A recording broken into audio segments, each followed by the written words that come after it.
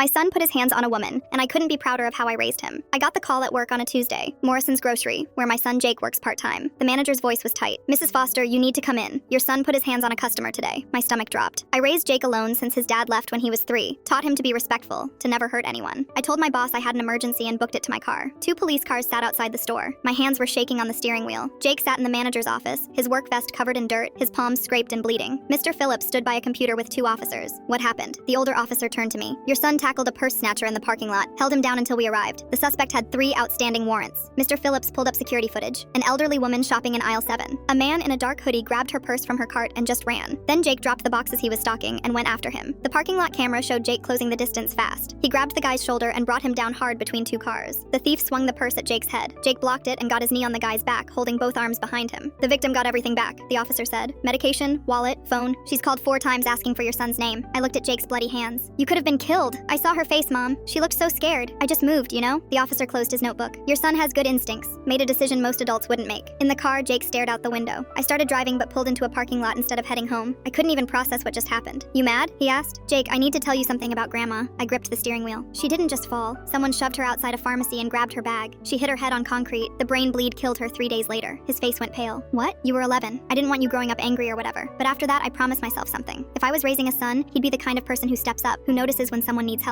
I grabbed his scraped hand. "Today you became that person." "I didn't know," he whispered. "I swear I didn't know. That's why you always said to pay attention to stuff." "I know. That's what makes it matter." My phone buzzed. "Mr. Phillips." The woman came back. "She wants to meet Jake. She's here now." We drove back in silence. The woman stood by the entrance with flowers, her daughter beside her. She had white hair and eyes red from crying. Jake got out slowly. She rushed forward and grabbed his hands, the same ones scraped from the pavement. "Thank you for not looking away," she said, her voice breaking. Her daughter stepped closer. "I'm Claire. The police told us that man has been targeting elderly women all month. You stopped him from hurting someone else's mother." The older woman's voice cracked. "I have a grandson your age. I'm going to tell him what real courage looks like." Jake's eyes filled with tears. "I just couldn't let him get away." She hugged him, and I watched my son hug her back, this stranger who could have been my own mother 8 years ago.